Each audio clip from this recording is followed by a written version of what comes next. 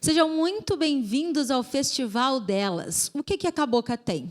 O festival foi contemplado pelo edital de número 32 de 2021 da Sejusel, Codec, segunda edição Pacás Novos, de prêmios para a difusão de festivais, mostras e feiras artístico-culturais. Prêmio de produção artístico-cultural para transmissões ao vivo gravadas da Lei Federal 14.017 de 2020, Lei Aldir Blanc.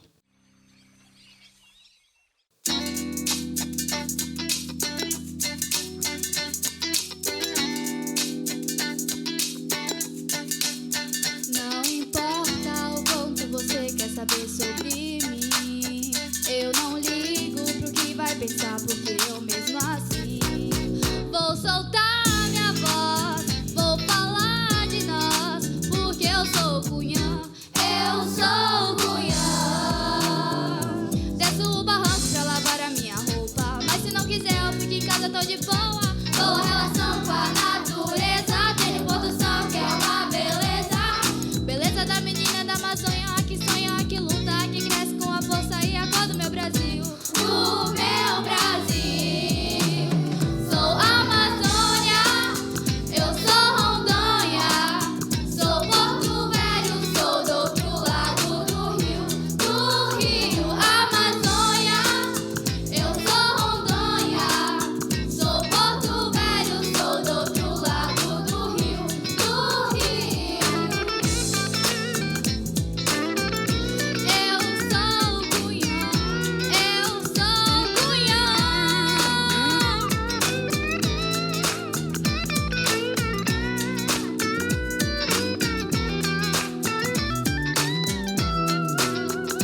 Desço o barranco pra lavar a minha roupa, mas se não quiser eu fico em casa, tô de boa. Boa relação com a natureza, tem produção que é uma beleza, beleza da menina da Amazônia, que sonha, que luta, que cresce com a força e a cor do meu Brasil. Do meu Brasil.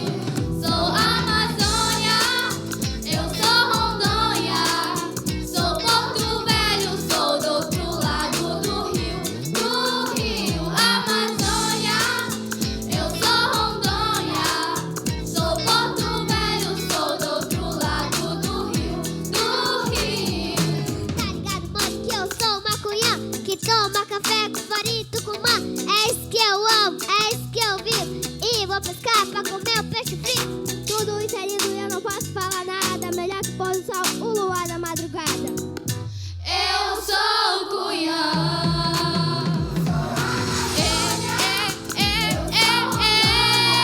Eu sou Amazônia,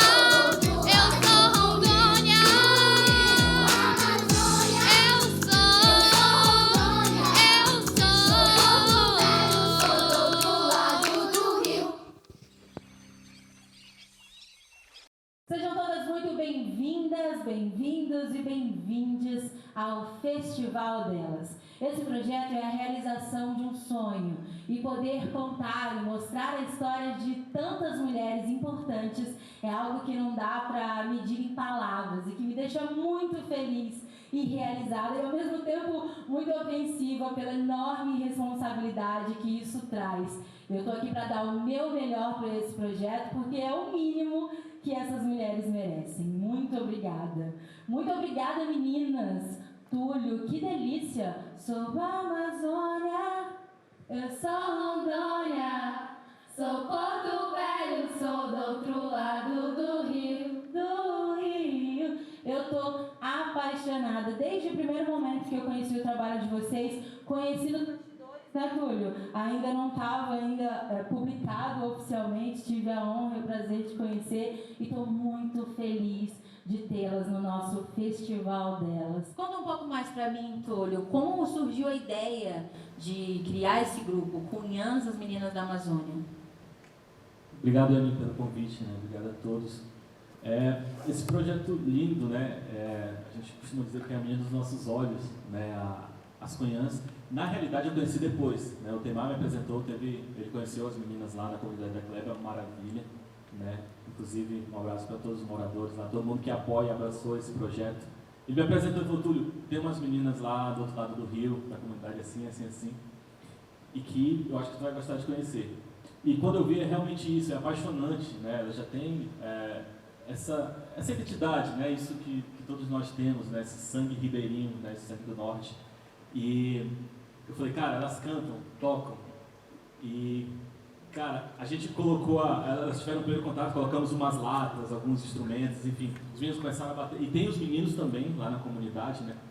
E então a gente falou, cara, aqui precisa de um projeto como esse, né? E é o que a gente sabe fazer, música, né?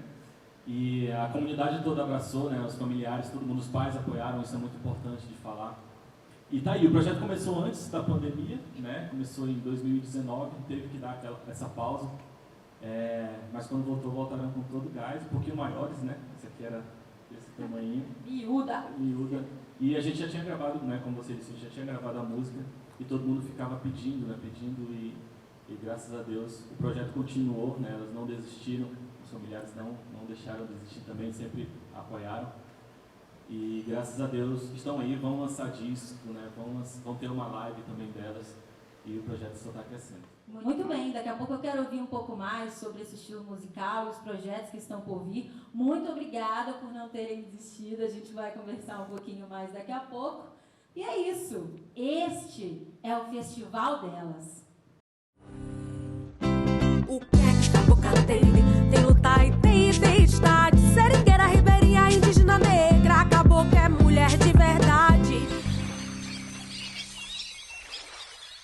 Este é o segundo episódio de 5 do Festival Delas, que pretende celebrar as mulheres que fizeram e fazem parte da história e da construção da Amazônia feminina, suas lutas, suas histórias e seu legado. No primeiro episódio, nós fizemos uma viagem pela história das mulheres na Amazônia. Neste segundo, nós vamos conhecer mais sobre as múltiplas identidades das mulheres indígenas, com suas diferentes experiências, vivências e pluralidade cultural. Mulher indígena, identidade, visibilidade e território. Eu quero agora apresentar para vocês as nossas convidadas de hoje. Nós teremos Núbia Sussuarana, que é doutoranda em Linguística, mestra em Letras com pesquisa na área da Linguística da Libras, professora universitária na disciplina de Libras, intérprete de Libras, autora dos livros Amazônia pelos Amazônidas, Sinais para Conhecer Rondônia e Essa é a Nossa Língua, um estudo de Libras. Teremos também a fotógrafa Pi Suruí, ativista indígena do povo Paiter Suruí, comunicadora do Mídia Índia, membro da Associação de Defesa Etnoambiental Canindé, coordenadora de cultura da Metareilá, conselheira do Conselho Estadual de Programação da Igualdade Racial e articuladora do Movimento da Juventude Indígena de Rondônia, além de estudante de psicologia. Teremos aqui também a Deba Tacana, que é pesquisadora, educadora e artista visual, licenciada em Artes Visuais pela Universidade Federal do Vale do São Francisco e também mestra na linha de ensino das artes visuais pela Universidade Estadual de Santa Catarina.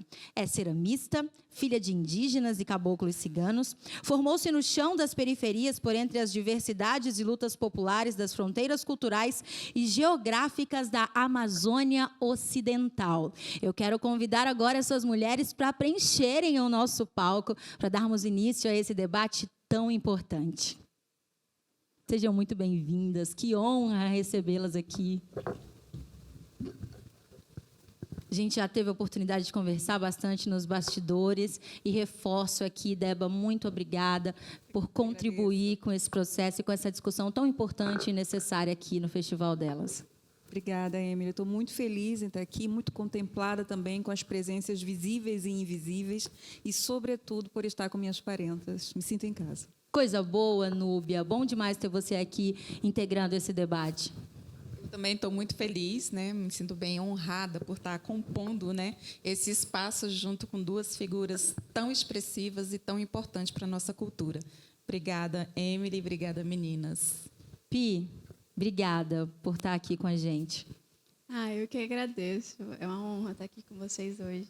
O Festival Delas é para isso, para darmos voz a essas mulheres, para ouvirmos essas histórias e propagar tudo isso da melhor forma possível. Inclusive, Núbia, quero começar o nosso debate de hoje falando um pouco da sua história. Você compartilhou com a gente sobre a tentativa de apagamento histórico do nome da sua família, principalmente dos documentos, né? Os sussuaranas tiveram esse comprometimento com a sua história. Isso foi o que te motivou a ir atrás de toda essa trajetória e resgatar o teu nome para o documento oficial? Sim, e principalmente por gratidão aos meus ancestrais, né?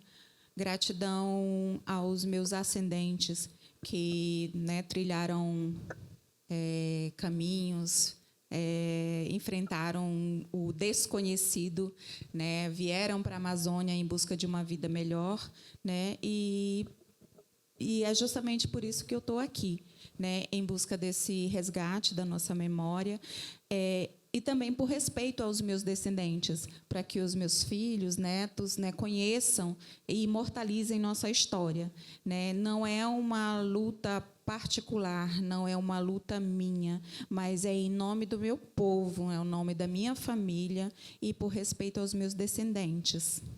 Falando desse reconhecimento, desse respeito e busca pela ancestralidade, Débora, você que é filha de indígenas e também de ciganos, nem sempre se reconheceu como indígena, né? Fala para a gente um pouco desse teu processo de reencontro. Rondônia é um território de encontros e dispersões, né? É um território constituído por pessoas que, grande maioria, vieram refugiados de processos de guerra. A família do meu pai é uma família vítima de correria. Meu pai vem dentro desse contexto, né, de guerras, de violação de direitos humanos. Minha mãe também vem desse processo de deslocamento. Eles se encontram aqui nesse território. E eu nasci orientada e também mediatizada por uma formação não só escolar, mas coletiva, racista, machista e patriarcal. Então, uma das questões de defesa era não só esconder a minha identidade, né, como também me colocar num comportamento que não necessariamente é próprio da minha cultura. Então, eu tinha essa orientação. Eu cresci vendo que pessoas que tinham o meu estereótipo, o meu rosto, a minha fisionomia, eram pessoas não só descriminalizadas, mas inferiorizadas. Eu não via nada parecido comigo na TV, eu não via nada parecido comigo nos livros escolares, que era bom. Todas as referências de história da arte, uma mulher indígena, ela aparecia no lugar de subjugada ou de assassinada. Então, esse contexto... A primeira vez que eu vi uma pessoa mais parecida comigo na televisão foi o Índio Galdino. Tocaram fogo nele. Então, esse processo... Eu nasci na periferia, né, descontextualizada, totalmente dispersada e descontextualizada da minha história, porque é um projeto, inclusive político, que a gente não conhece a nossa história, mas ela sempre esteve incorporada na minha família, naquele lugar do escondido, naquele lugar que não podia ser fora de casa. E, para mim, foi um processo, e tem sido um processo, né? E aí a gente tem a Pi, que cresceu dentro de uma cultura indígena. Como é lutar pela sua identidade indígena, dialogando também com o território e o espaço não indígena, Pi? Bom, eu sou filha do cacique geral do meu povo, né? Então, eu costumo dizer que eu cresci lutando, eu cresci nessa luta, eu cresci vendo o direito dos povos indígenas serem massacrados tanto pelas pessoas civis quanto pelo governo, porque é um preconceito já enraizado dentro da sociedade que a gente vive hoje, né? Então, eu cresci nesse meio, eu saí muito cedo da aldeia porque eu tenho que estudar, né? Eu sou estudante. E dentro das comunidades indígenas, escolas e educação não chegava da maneira que chegam aqui na cidade, né? Então, isso é uma luta muito constante dos povos indígenas sobre a educação também. Então, e ser mulher é muito difícil, né? Se a gente nasce mulher já é difícil, então se eu nasci mulher indígena, a luta vem em dobro. Então, eu acho que isso é muito difícil, mas fui ensinada que a minha voz não vai ser calada, fui ensinada que eu vou lutar pelos meus direitos, que eu posso e que eu tenho direito. Então, eu vou atrás deles e ninguém pode dizer que eu não posso fazer nada. E eu quero me retratar aqui que eu usei o termo território não indígena, e a gente já conversou nos bastidores, e a Débora me trouxe uma observação muito importante, que todo esse território é indígena, então eu quero substituir essa palavra por universo não indígena, em respeito a essa história que a gente está discutindo hoje aqui. E já agradeço, porque já foi uma troca aqui dos bastidores que me acrescentou e que eu quero compartilhar aqui no ar, para a gente poder ter essa consciência, né, esse entendimento. E aí, quero ir além. A gente estava falando também ainda há pouco sobre o estereótipo indígena. Onde surge essa ideia de resumir o indígena a símbolos, a características físicas? Como é isso para vocês? A pergunta é livre, quero ouvi-las. Tudo bem, eu posso começar. É muito difícil, né? Porque a sociedade, ela vê os indígenas de uma maneira muito fantasiosa, uma maneira que foi ensinada que hoje não é mais isso. Uma coisa que meu pai sempre fala é que cultura anda e cultura avança. Então, se a sociedade pode avançar, por que a gente não pode? E isso não é querendo deixar a nossa cultura de lado, né? Eu acho que tem um equilíbrio entre a sua cultura e a sua não cultura, né? Porque a partir do momento que a gente é colonizado, a gente precisa entender e viver com as duas culturas, sem deixar, né, quem a gente é de lado. Eu sempre fui ensinada a ter muito orgulho e dizer que eu sou indígena. E eu tenho orgulho de dizer que eu sou indígena, né? Eu tenho orgulho dos meus costumes, eu tenho orgulho da minha crença, eu tenho orgulho de ser quem eu sou, né? Porque isso faz parte de mim, e isso faz parte de todo mundo, né?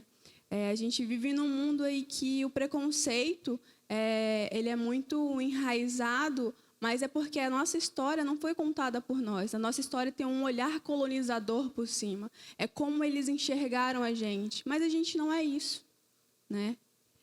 Quem é indígena? Isso aqui, eu sou indígena, né? A Débora é indígena. A nossa querida parente Sussuarana aqui também, né? Então, e a gente aqui somos diferentes, mas em nenhum momento a gente deixou de ser indígena. Em nenhum momento a gente não é porque a gente não está na aldeia que a gente deixou de ser quem a gente é, né? Então, eu acho que isso é um contexto e uma visão muito muito antiga que as pessoas têm que evoluir. Essa é uma visão do colonizador, né? Como bem disse a Pi. E aí o que o colonizador diz é verdade, entre aspas.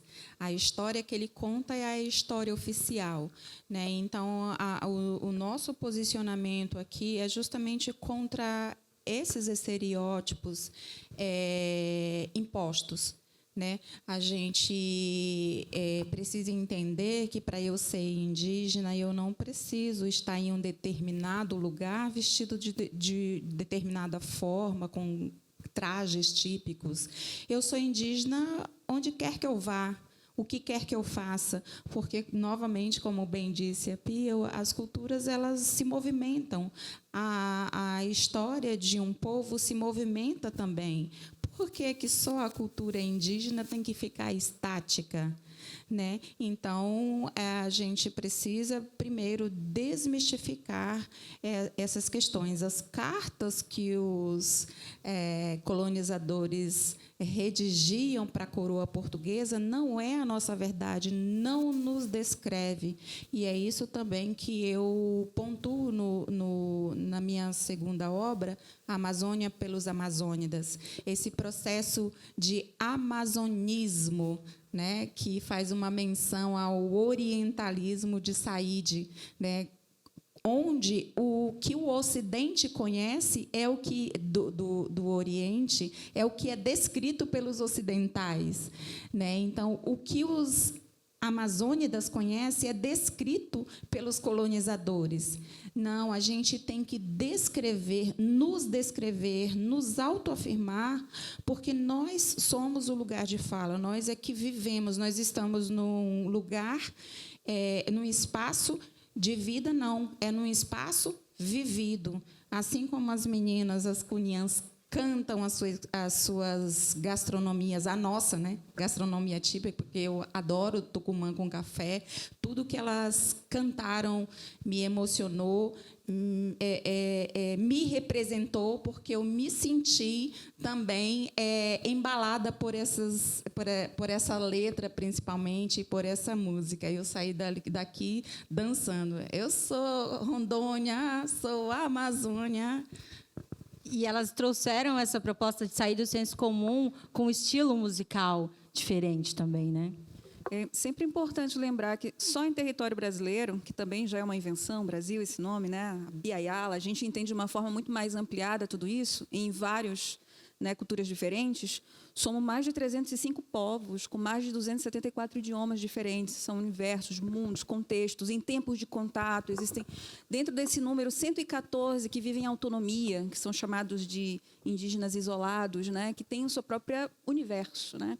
Então, essa forma de estereotipar, de colocar o índio único, né, inclusive essa expressão índio, né, como se fôssemos uma mesma cultura, que é totalmente heterogênea, é importante dizer que é uma forma também de reatualizar uma colonização. Essa presença aqui, tão diversa, ela é, antes de tudo, um gesto contracolonial. Olha como nós somos diversas. Olha como nossa presença, só nossa presença, é um enfrentamento contracolonial, para dizer, inclusive, que nós somos diferentes e que uma forma de nos matar é tirar a nossa diversidade. Essa invenção de patriarcado, de machismo, de racismo, de homofobia, que traz nas estatísticas mortes, projeto de morte, é uma invenção da cultura do branco, não é nossa. E a gente estava falando ainda há pouco sobre resistência. A Pi falou que lembrou que nascer mulher é difícil, nascer mulher indígena tem ali uma dificuldade maior. E eu quero que você fale um pouco para a gente desse teu trabalho à frente da luta pela história indígena e também pelo meio ambiente, que muitas vezes é colocado como não é meu, eu estou aqui, vou brigar, vou discutir, mas não é meu. Como é que tem sido isso? Os povos indígenas sempre estiveram em contato com o meio ambiente, né? É a nossa casa e é o nosso lar e é a nossa vida, né? A ONU declarou que os povos indígenas são os guardiões da floresta. E realmente somos os guardiões da floresta, mas não deveria ser só nós. Não deveria ser só a gente que está na linha de frente contra as mudanças climáticas, contra o desmatamento, né, contra a destruição, porque isso não afeta só os povos indígenas. Isso afeta toda a população. E seria muito importante as pessoas entenderem isso. O respeito que os povos indígenas têm com a floresta, têm com o meio ambiente, todo mundo deveria aprender e tratar da mesma forma. Né? O nosso alimento vem da floresta, a nossa água vem da natureza. Tudo que a gente tem vem da natureza. Né? Então, quanto mais poluição, quanto mais desmatamento, quanto mais queimadas, isso vai afetar a população em geral. Não é só quem está ali dentro, que mora dentro do território indígena. Não é só essas pessoas. É toda uma população e é toda uma vida. Se vocês não sentem hoje isso afetando vocês vão sentir uma hora. Né? É mercúrio nas águas. E vocês sabem de uma coisa, que a maior parte das nascentes dos rios estão dentro dos territórios indígenas. Então, são preservadas. A partir do momento que isso não existir, a água de vocês também vai estar contaminada. Né? Então, esse carinho e esse respeito, eu acho que deveria ser uma coisa que todo mundo deveria aprender e, de fato, entender e respeitar, né, o meio ambiente e as vidas que estão ali dentro, né? Que não são só novos povos indígenas, os animais também estão ali. É toda uma diversidade que existe numa floresta. É curioso negar o meio ambiente somente quando você tem que ser responsável por alguma ação em relação a ele, né? Tem que ter um cuidado, aí eu nego. Mas se é para ser beneficiado, se é para ser privilegiado por isso, aí é meu. Pera. Aí eu internacionalizo, aí eu tomo a frente, aí eu vou para a luta. O meio ambiente separado da gente. Nós somos uma extensão da natureza. Nós estamos, o meio ambiente, seres humanos, essa separação, né, dessa ciência iluminista, ela, assim, a própria ciência moderna já tem contestado, né? A gente é extensão da natureza. O próprio Ailton Krenak fala sobre as paisagens internas. Ele diz que os rios quando a gente vê os destruídos, é porque dentro da gente muitas paisagens já foram. A gente não necessariamente separa. Todas as culturas, de certo modo, não só indígenas, né? Imagina que o rio, para o povo da nação Angola, é a representação, digamos, de Oxum, né? Então, ela é incorporada em todas várias culturas, né? Então, é sobre entender que nós somos natureza, assim como os orixás, os inquices, os nossos deuses e deusas. Respeitar essas origens, respeitar essa ancestralidade que construiu todo esse caminho e que, inclusive, faz parte do teu discurso e é apresentado nas tuas obras, né, Deba? Você tem essa relação de muito respeito, de muita valorização, tanto a tua origem enquanto território, quanto a tua origem em relação aos teus ancestrais. E você imprime isso em obras como a que a gente está vendo aqui agora, compondo o nosso cenário. Me fala mais dessa relação. Eu trabalho com a matéria cerâmica, investigo a partir da cerâmica corpo, né? Corpo indígena, corpo cerâmico, corpo de mulher. Eu coleto argila em territórios com processos de violação de direitos humanos, onde parentes são assassinados. Eu coleto essa argila e é com ela que eu trago a minha investigação poética, né? Então, inclusive, parte desse território fala do território Uruauau, que a Pi acabou de comentar, que nascem os rios dentro dos territórios. Só em território Uruauau, aqui no estado de Rondônia, nascem 12 bacias hidrográficas, acho que mais. Não são rios, nós estamos falando de bacias hidrográficas, né? E essa obra que está atrás de você, ela foi levantada não para responder nada, porque a arte, eu acho que ela não responde, ela pergunta. E essa obra é para trazer a memória de Ari Uruauau. Então, eu venho com esses corpos cerâmicos, os corpos dos meus parentes, né? E ele vem perguntando aqui, junto com a gente, quem matou e quem mandou matar Ari Uruauau. E esses teus trabalhos, esse em especial também faz parte da exposição Caiari em Decanto, que eu aprendi, inclusive, com você nos teus discursos a respeito desse trabalho, sobre a luz que anda, que tem total relação com o que você estava falando agora, sobre revelar esses corpos a partir da tua obra. A luz que anda, que é presente nos territórios indígenas e que vem com o propósito de demarcar esses territórios. É assim que ela é compreendida na cultura indígena e que você vem, através das tuas obras, retratar para a gente. Eu sou um corpo que se desloca por vários territórios. Só no sertão, eu já há 7 anos faço coletas em territórios corajosamente, inclusive. E lá foi quando eu escutei a primeira vez falar da luz que anda. Os não indígenas sempre costumam falar luz de extraterrestre, OVNI, mas em territórios indígenas é conhecido como a luz que anda, a luz que pede, olivuzia. Ela é uma luz de corâmbar e ela aparece, ela simplesmente aparece, às vezes chega perto de você. Aqui no Rio Madeira ela também tem aparecido, e onde ela aparece no sul do Brasil, eu vou lá coletando, investigando, porque nós falamos muito de demarcação, e é uma pauta muito importante para a gente. Mas a luz, ela fala de autodemarcação. É a luz que vai dizer... Ela também vem... é uma hipótese, né, que eu investigo a luz na cerâmica, que ela diz que ali é território sagrado. Então, é por isso que eu vou lá e coleto e... Não sei se eu dou a luz me dá a luz. Eu nunca vi a luz, Emily. Eu fico procurando a luz. Pois é, eu estou aqui, já tinha visto esse seu depoimento falando que não tinha encontrado a luz. Eu estou torcendo para que você encontre, porque eu penso que se fazes obras tão incríveis a partir da luz, que é a luz que guia esses teus estudos, essa tua pesquisa, essa tua investigação. Imagina quando... Meninas, imaginem quando Deba encontrar... Eu sou encantada pela luz, eu sou fascinada. Às vezes eu fico sem dormir pensando nela. Então, eu sou aquela... Fico pesquisando na física, na química, nas narrativas dos ancestrais, em todos os lugares, essa compreensão da luz. Vai que eu entendo um pouco da minha existência também, né? Então, você entende que todo esse trabalho de investigação que é retratado nas suas obras vai além da arte, é uma busca por compreender a sua ancestralidade, por se conectar a esses ancestrais? Eu gosto muito... A cerâmica, ela me ensina muito sobre o que são coisas sobre incorporais. Eu penso que a cerâmica, ela também, para mim, é um processo de escorporar. Eu sinto... A minha relação é incorporada. Eu gostei quando a Pi trouxe o que o Almir diz, de que cultura anda, a luz anda, né? Então, eu vivo a minha identidade, a minha cultura. Eu estou andando com a luz, porque a gente está dizendo, a gente não está no passado, no século XVI. A gente está em um processo de transformação. E com a ficção e também a luz que anda, eu penso que o movimento é andar. Né? Afinal de contas, eu também sou filha de cigana, e tem uma coisa que cigana faz andar, né? Muito bem. Ainda há pouco, Núbia, você falou da sua obra Amazônia pelos Amazônidas. E tem um outro livro, que é Sinais para Conhecer a Amazônia, onde você possibilita, através da sua arte, da sua comunicação e da língua brasileira de sinais, apresentar Rondônia e essa riqueza ao universo surdo. Como você vê a importância dessa inclusão da comunidade, já que a gente está falando aqui da necessidade de reverberar essas histórias, de ampliar a atenção para esses episódios importantes?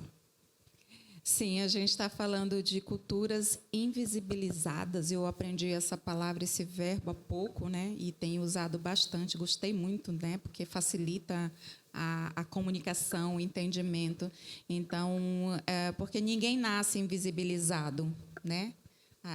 São os processos de dominação, né? De colonialismo, que promove esses Invisibilizados. Viu como esse idioma é um trava-língua. Invisibilizamento. Invisibilizamento é ainda mais difícil. O processo de invisibilização, trocando em miúdos, para ficar mais prático. Então, o que acontece com a comunidade surda é justamente isso, né? A partir de um preconceito, né, de entendimento, né, do que é ser surdo, da cultura surda, que o nomeia como deficiente, que surge, desencadeia todo o processo sobre a sua língua, sobre os seus posicionamentos, sobre a sua identidade. E eu, enquanto professora no magistério, professora de surdos, né, na Escola Bilíngue de Porto Velho, senti muita dificuldade na produção de material didático para viabilizar minhas aulas, porque, quando eu ia falar da história de Rondônia, eu não tinha uma gravura que mostrasse quem era essa figura, e os surdos eles são altamente visuais, né? O visual é bem ampliado, já que não tem, né, a audição. Então, eu precisava desse material para falar sobre Rondônia. Como dar aula de história de Rondônia sem falar do Rio Madeira, da Estrada de Ferro Madeira Momoré, da Jorge Teixeira, Marechal Rondon, as Três Caixas d'Água, e eu falaria mais umas 500 pontos históricos, turísticos, gastronomia típica e tudo mais. Então, a gente pulava essa parte, né? Só que, como eu sou dessas que enxergo a necessidade e tento, né, suprir, fui e criei esse material ao longo da prática, né, de docência, e por meio da Lei Aldir Blanc foi contemplado e surgiu essa produção que acredito que tenha ajudado não só os surdos, mas os professores também no ato de dar aula, e inclusive tem ajudado a mim mesmo, porque nesse apanhado tem todos os municípios do estado de Rondônia em libras, em sinais. Então, algum sinal que, por exemplo, surgiu na pesquisa e foi registrado, que no ato de, né, interpretação eu esqueço, eu corro lá no livro, que eu mesmo produzi, junto, claro, com não foi sozinha, é uma pesquisa, a gente nunca encampa só, a gente talvez lidere, né, tome a iniciativa, mas se de verdade é uma pesquisa, principalmente quando envolve sociedade, língua, a gente não faz só, nunca, é impossível. Eu nem vou desafiar ninguém a me dizer que fez, encampou e produziu algo só no que diz respeito à cultura, né? Então, claro que teve participação de surdos, colaboradores, professores, outros profissionais da Libras também. Foram peças fundamentais para que esse livro fosse concluído. Então, ele também tem me ajudado. Quando eu esqueço, quando eu preciso, eu volto lá e tomo como suporte e relembro os sinais. Muito bem, Pi, você já teve as suas obras expostas no Museu da Imagem Som em São Paulo, também em revistas.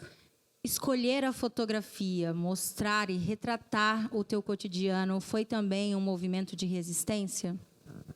Sim, com certeza. Eu costumo dizer que a câmera é a minha flecha, né?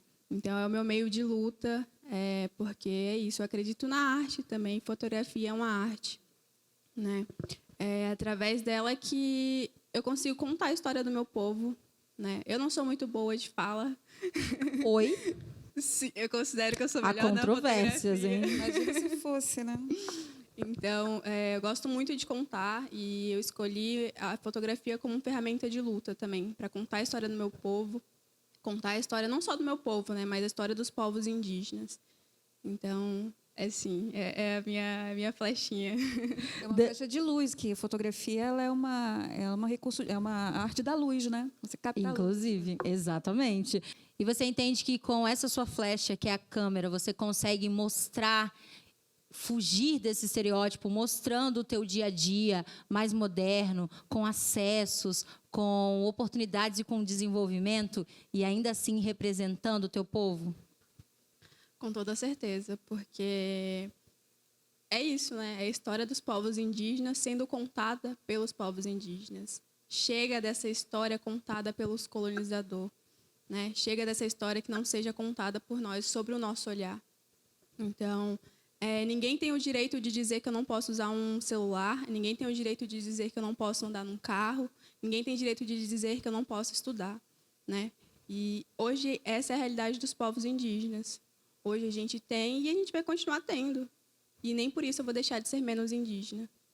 Todo esse processo de evolução esconde ali ainda uma grande dificuldade para a cultura, para as atividades artísticas, e a arte acaba sendo também uma forma de protesto, né? Você entende que o papel do artista nesse contexto é levar a sua arte para provocar essas discussões? Certo? É uma grande responsabilidade ser artista, Emily, porque nossa ferramenta de trabalho é a ficção. A ficção é um campo de batalha poderosíssimo, porque a colonização foi a maior ficção de todas. A maior ficção contada foi que o Brasil foi descoberto. E até hoje as pessoas acreditam nisso, né? Então, o artista ele tem uma responsabilidade de trazer a partir da ficção, que é essa outra narrativa, outra forma de compreender o mundo, novas formas não de responder, mas de perguntar. Então, sobretudo, né, porque ser artista e ser indígena, mulher indígena, é um outro rolê, né, que acho que é ampliar a compreensão de arte. A gente vai entender a arte a partir de uma lógica eurocêntrica, que ensina na escola o que é arte. Um professor chega e pede na sala de aula para desenhar. A primeira coisa, professora, eu não sei desenhar. Ela está operando preceitos e fundamentos da tradição clássica renascentista, que é o desenho tal qual a compreensão realista. Todos sabemos desenhar. Isso é a compreensão da arte europeia, né? Nós, povos indígenas, temos uma visão muito mais ampliada sobre o que é arte, porque nossa cultura opera e alcança outros céus. Meninas, eu ficaria horas. Inclusive, já estou pronta para marcar vários outros encontros. Eu tenho muitos temas para levantar com vocês, mas a nossa discussão está chegando ao fim e eu quero agradecer imensamente por compartilharem suas experiências, por abrirem o coração para a gente e agregar tanto nessa discussão tão importante e necessária. Pi, muito obrigada. Muito obrigada. E eu tenho um recado para deixar para você, né, que é: consuma o conteúdo dos povos indígenas. Se você quer aprender, se você é uma pessoa que quer aprender, consuma o conteúdo dos povos indígenas, né? Só a gente pode saber o que acontece na nossa vida, só a gente sabe o que acontece na nossa história, e só a gente sabe como a gente é. ninguém tem o direito de contar a nossa história por nós mesmos, né? Então é isso. E muito obrigada pelo convite, gente. Foi uma honra estar aqui com vocês. E eu quem agradeço, a honra é toda minha de poder reunir mulheres tão fortes, com histórias tão distintas, mas que se cruzam em vários momentos. Núbia, muito obrigada. Imagina, eu também agradeço. Estou muito feliz, né, por fazer parte dessa história aqui, dessa história recente que toca na história, né, dos nossos ancestrais. E aqui nós estamos falando de expressão, de linguagens, né? Dentro da linguagem existem várias formas de se comunicar, de combater, né? A Pi usou o termo "a câmera é minha flecha", ou seja, é um instrumento, mas também é uma arma, né? E assim ela combate. Que forma linda de combater, Pi. Parabéns. A Deba usa como sua arma, talvez a cerâmica, não sei se eu posso dizer assim, como forma de se comunicar, né? É uma linguagem, expressa, impacta, provoca, né? E a minha é as letras, os livros, né? Dessa forma, eu não só registro a nossa história, mas eu também imortalizo. Eu ofereço o meu tempo, os meus estudos, né, às gerações. Com essas produções não significa que está pronto, está acabado, é o melhor que pode ser feito, de jeito nenhum. É apenas uma semente, é apenas um apoio didático para os próximos pesquisadores. Eu acredito que esse campo tem muito fôlego, tem muitas pernas aí ainda para serem pesquisadas, para serem lidas, para serem desvendadas, e eu espero que, de verdade, que ajude muita gente. Dessa forma que eu espero contribuir para uma sociedade melhor, para uma sociedade mais justa e mais equânime. Muito obrigada, Deba. Eu que agradeço, Emily. Assim, somando a fala da Pi e da Núbia, chamar todas as pessoas a acompanhar a luta dos povos indígenas, que não pertence só a nós, povos indígenas, pertence a todos e todas, porque é a defesa da vida, é a defesa da casa comum, é a defesa da diversidade. Também agradecer e pedir permissão para passar das minhas ancestrais, né, minhas bisavós, minhas avós, minhas mães. Eu estou aqui porque elas estiveram por mim, abrindo caminhos por rios, florestas e estradas, e sinto-me continuidade e sinto-me encontrando com elas quando encontro com corpos, né, de mulheres como os meus, como corpos como os seus, de tantas outras mulheres que estão participando na produção desse programa, agradecendo também a produção e todos, e pelo carinho. Obrigada. Essa sua fala me emociona, me leva para um lugar muito especial, me dá um quentinho no coração, e a gente trata o festival como meio para falar dessa luta, dessa força, dessas histórias. Eu me sinto muito honrada de estar aqui intermediando esse debate a partir deste meio, que é o Festival Delas. Meninas, muito obrigada. E agora nós vamos falar de mais uma mulher grande, de mais uma mulher que tem nos representado muito bem por aí.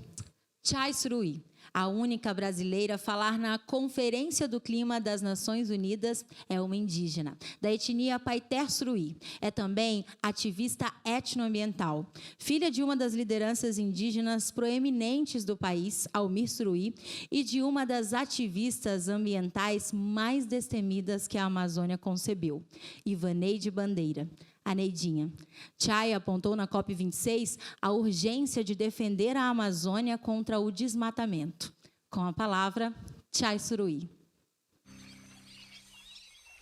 Eu sou a Chai Suruí, sou ativista indígena do povo Paiter Suruí, da terra indígena 7 de setembro, que se encontra em Rondônia e vai até o Mato Grosso. Sou ativista indígena, coordenadora da Canindé, uma organização que trabalha há 30 anos com os povos indígenas aqui no estado de Rondônia.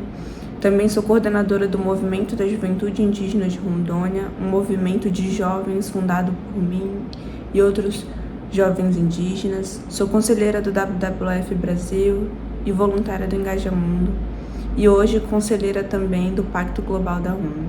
As mulheres indígenas, elas têm, ocupado cada vez mais o movimento, e não só o movimento indígena, mas as mulheres estão cada vez mais em evidência em todas as partes do mundo. Eu tive a oportunidade de estar falando na abertura da COP, a única brasileira mulher indígena a falar na abertura da COP 26, e na verdade a minha fala trouxe uma repercussão muito maior até do que eu mesma esperava. Eu tentei levar um pouco da cultura do meu povo, um pouco da importância da luta dos povos indígenas, não só para nós, povos originários, mas para todo mundo. E eu acho que o mundo escutou um pouco e entendeu a importância não só de estarmos nesses espaços, mas de cada vez mais estarmos realmente onde as decisões são tomadas, de fazermos parte do processo de decisão que vai decidir a nossa vida. As mulheres da minha vida sempre foram grandes inspirações, todas elas sempre muito guerreiras. Minha mãe, minhas avós, minhas tias, minhas irmãs, aquelas que estão ao meu lado e que vieram antes de mim, sempre foram grandes inspirações. Todas as mulheres que vieram, mulheres do meu povo que vieram antes de mim, e todas as mulheres que me rodeiam sempre foram como alicerces e também grandes exemplos, não só para mim, mas para o mundo, do que é ser uma mulher guerreira, do que é lutar pelos nossos direitos, e também de como é fazer isso com amor, de como é fazer isso cuidando também da nossa família, dando bons exemplos também para as próximas gerações, como fizeram comigo, e criando outros grandes guerreiros e mostrando toda a força que uma mulher tem.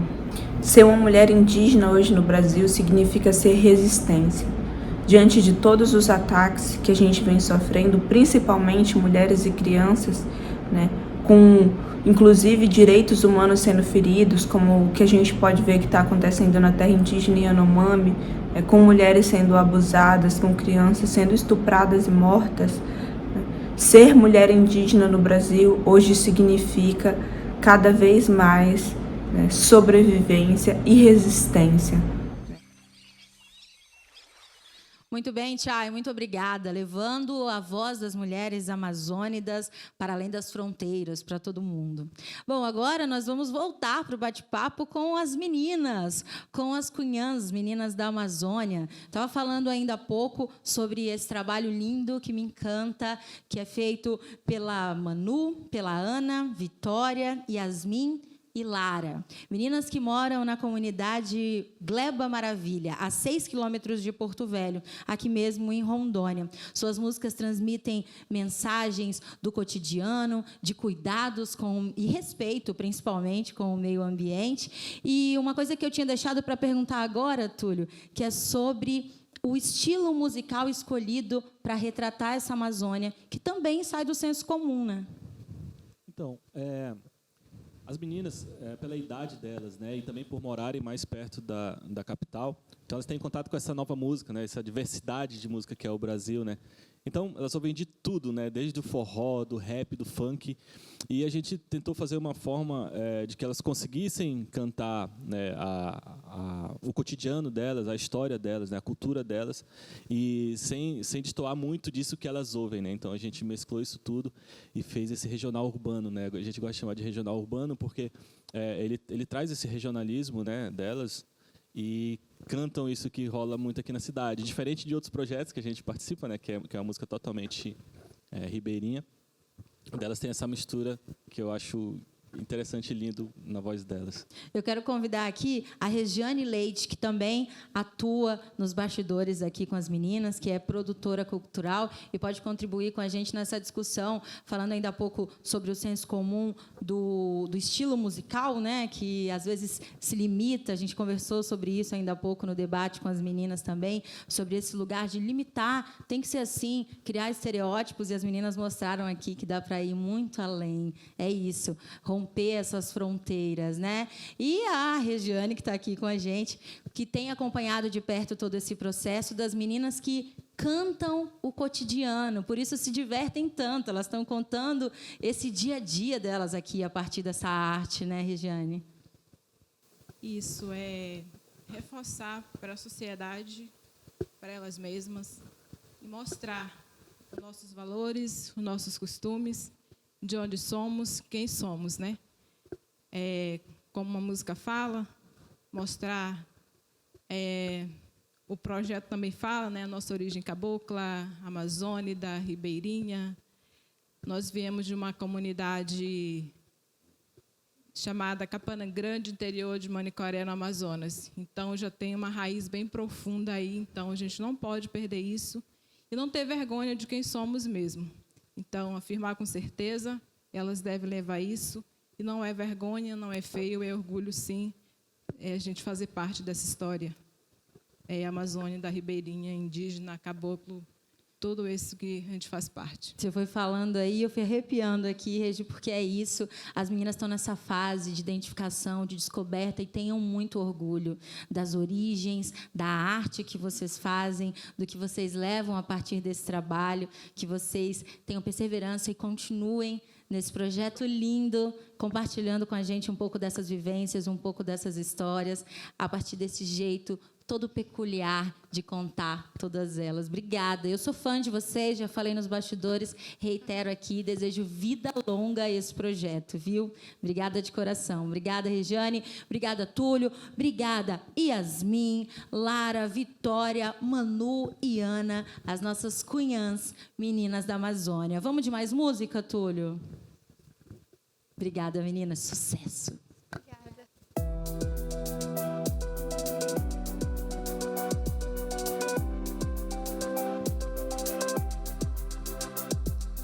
Gosto de cantar com os amigos na terra querida, de fazer dessa vida a mais bela das vidas. Desse chão sou também a mais bela cantiga. Sou verso do madeira e gosto de falar da fartura, alimento de todo lugar, em tudo que há, em tudo que dá. Tem pirão, tucupi, suco de caju, vinho de açaí, jaraqui na brasa, também jabuti. Menino, vem cá, toma patauá, com farinha d'água, comer piquiá. Vem logo pra cá, provar dos temperos do nosso lugar. Vem pirão, tucupi, suco de caju, vinho de açaí, jaraqui na brasa, também jabuti. Menino, vem cá, toma patauá, com farinha d'água, comer piquiá. Vem logo pra cá, provar dos temperos do nosso lugar. Sabores da minha terra, sabores da minha vida.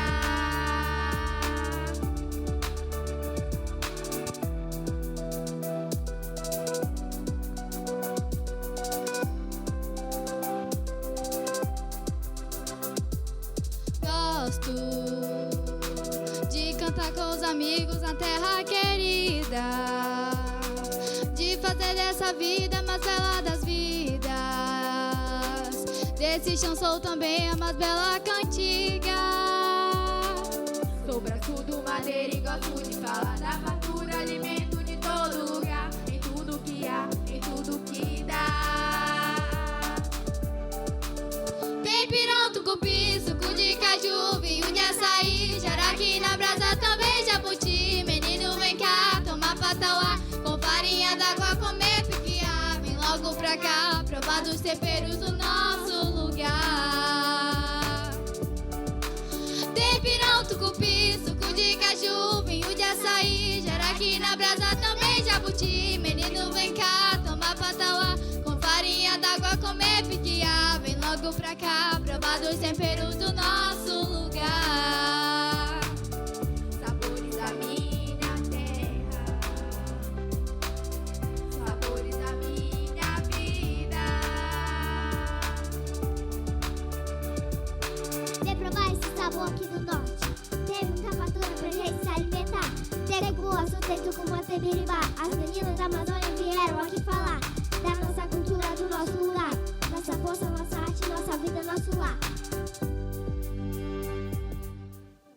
Muito obrigada, meninas. Sucesso. Vida longa às cunhãs, viu? Não esqueçam. Orgulhem-se das suas origens e desse trabalho lindo que vocês fazem.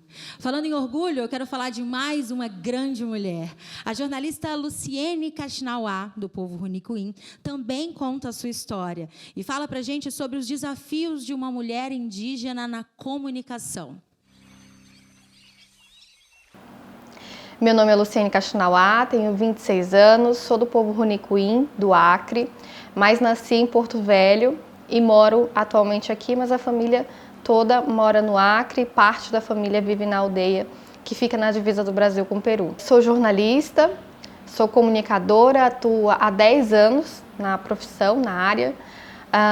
O meu nome, na verdade, em si, já foi uma conquista dentro da minha profissão, porque eu assinava como Luciene Marçal no início da minha carreira, porque no meu registro tem Luciene Marçal de Araújo, mas eu queria ter o direito de assinar com o meu nome indígena.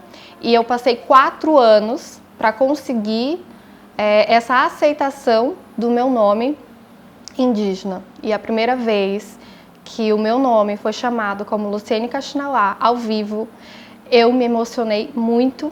Para mim, ali foi um marco, né? Tem a Luciene Marçal antes e tem a Luciene Kaxinawá. A partir daquele momento, seguia-se uma nova história para mim.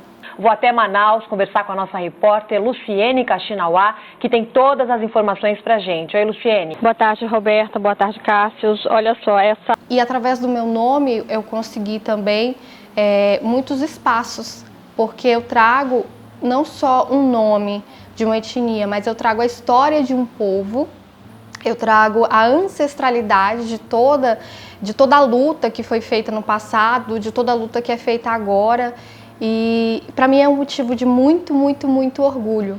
Eu atuei como correspondente da Amazônia pela CNN Brasil, também atuei em algumas emissoras regionais aqui do estado de Rondônia por alguns anos. Fiz trabalhos importantes para revistas, agências como a Vogue. Conquistei um prêmio através de uma das capas que eu escrevi para a Vogue também, um marco muito importante para mim.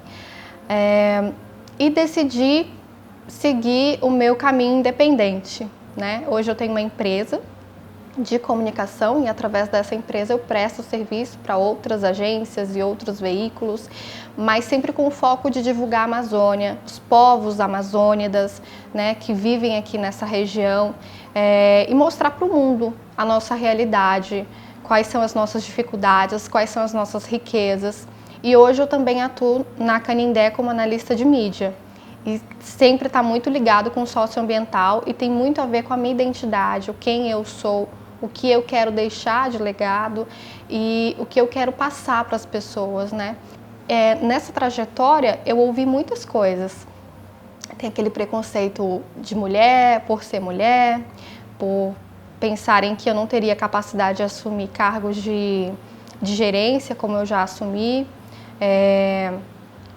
de não conseguir fazer os trabalhos, de ouvir dizer que índio é burro, índio é preguiçoso, enfim, muitas dessas coisas eu ouvi nessa trajetória. Eu provei para mim mesma que eu tenho capacidade, sim, de pensar, de agir, de ser uma profissional, de ter reconhecimento pelo meu trabalho. E foi um dos desafios assim, que eu enfrentei na carreira e que hoje eu tenho muito orgulho disso. Ser indígena no Brasil hoje é resistência, é força, é luta, é representatividade, mas também é um ato de rebeldia considerado pela sociedade que não entende o nosso movimento, né? Vai muito além dos estereótipos, né? A nossa realidade é completamente diferente. E nós estamos ganhando muito espaço agora, né? O que a gente não tinha antes, a gente está conquistando agora mais espaço, mais visibilidade, principalmente através das redes sociais e trazendo essa visibilidade para dentro dos nossos movimentos. Por que a gente luta?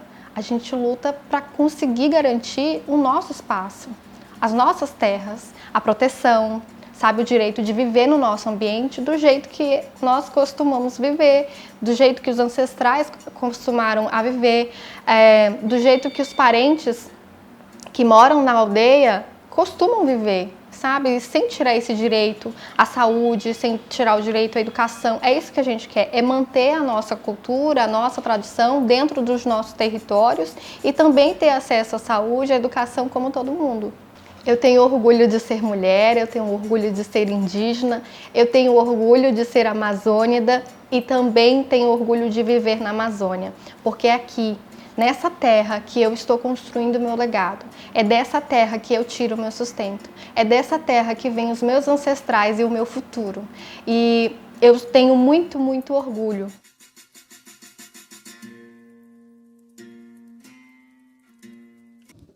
Muito obrigada, Luciane, pela participação. Estamos chegando ao fim do 2º episódio do Festival Delas. Eu estou muito feliz de realizar um episódio, um projeto com essa envergadura, com tamanha importância para a cultura, a arte da história do nosso povo, principalmente para as mulheres. Falamos hoje de território, dessa relação com a natureza, desse respeito e valorização e reconhecimento da nossa ancestralidade e daremos continuidade no próximo episódio, apresentando um pouco mais dessas mulheridades. Olha, o Festival Delas, o que a Cabocla tem, é um projeto contemplado pelo edital de número 32 de 2021 da Sejusel Codec, 2ª edição do Pacaás Novos, o prêmio de difusão de festivais, mostras e feiras artístico-culturais. Prêmio de produção artístico-cultural para transmissões ao vivo gravadas pela Lei Federal 14.017 de 2020. Lei Aldir Blanc. Eu agradeço a cada um de vocês que conseguiu tornar isso tudo possível, a minha equipe, as nossas convidadas, artistas, as entrevistadas e a você que está aqui com a gente, nos ajudando a reverberar toda essa discussão. Até o próximo episódio. Viva a cultura, viva a Amazônia, viva a nossa arte, viva a mulher amazônida. Vamos com mais músicas, cunhãs?